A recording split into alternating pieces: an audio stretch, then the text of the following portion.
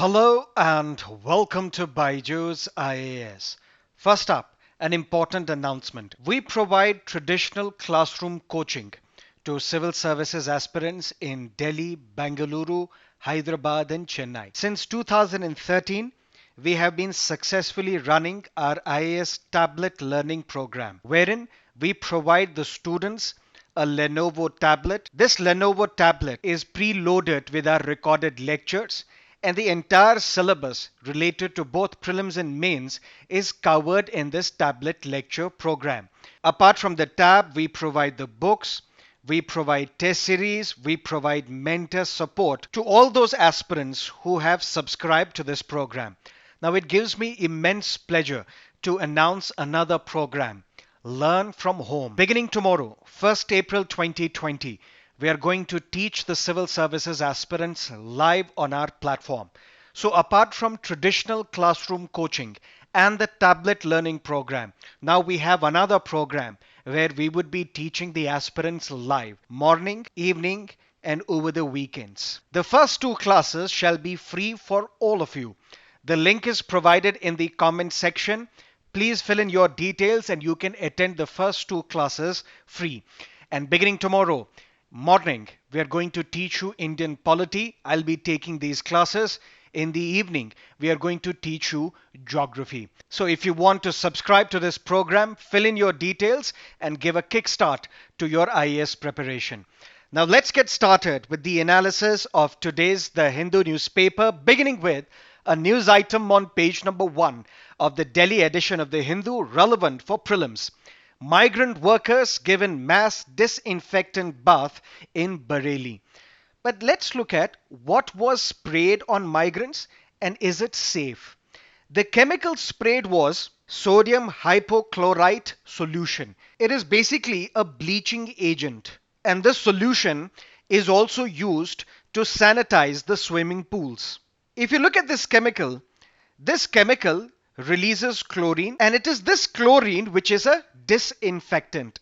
But large quantities of chlorine can be harmful. This is something that can be asked in your prelims examination.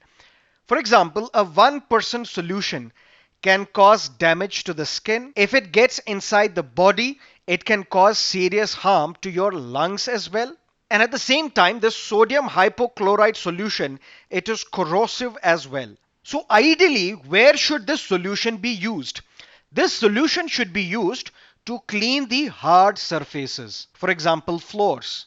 It is not recommended to be used on human beings. World Health Organization and the US Centers for Disease Control and Prevention, what they do, they have recommended that 2 to 10% of this concentrated solution can be used to clean the hard surfaces, to clean the floors.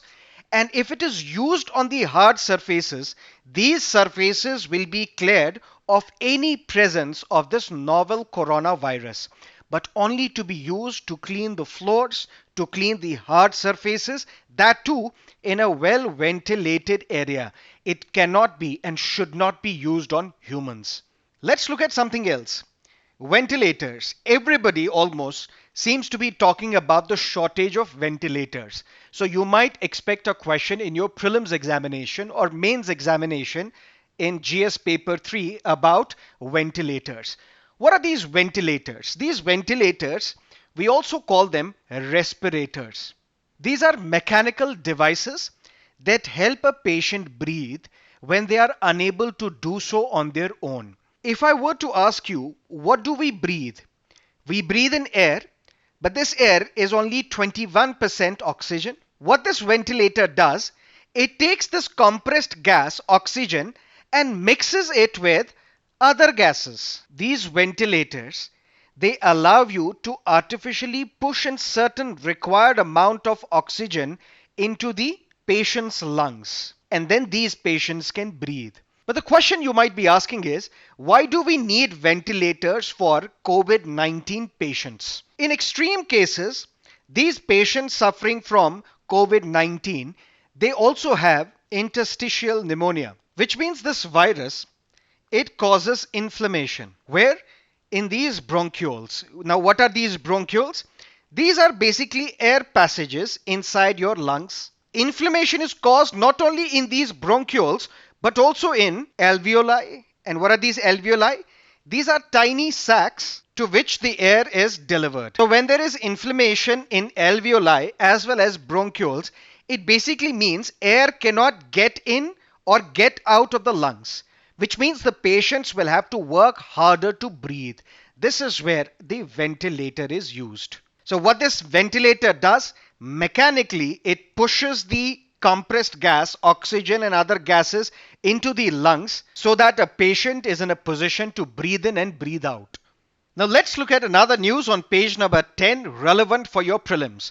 Why PMCARES asks Congress and other opposition political parties. Why? They say when there is already Prime Minister's National Relief Fund, which is in existence since 1948, what was the need to create another fund called PMCARES? And certain questions have been asked. Questions such as, under which act is this trust registered? Prime Minister is the chairman of this trust. There are three other members, the Defense Minister, the Finance Minister, the Home Minister. The question asked is, are these three trustees working in their personal capacity or in the capacity of their constitutional offices? If they are working in their individual capacities, then this trust would be a non-governmental public charity trust. They also ask questions, where is the due process?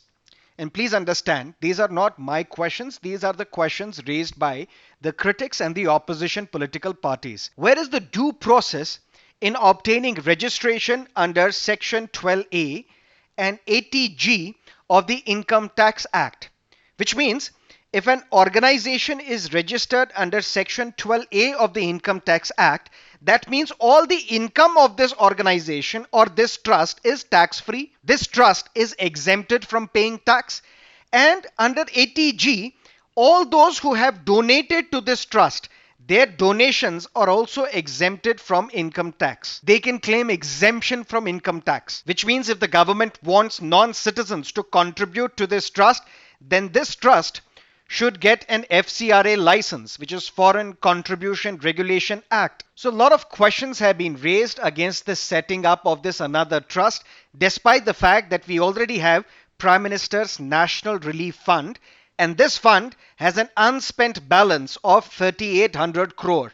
So people, corporates, film stars should have donated to this fund rather than creating another fund. They also criticize the composition.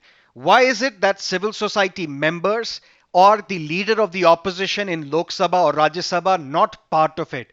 We do not have a leader of opposition in Lok Sabha, but we do have the leader of the single largest opposition party in Lok Sabha.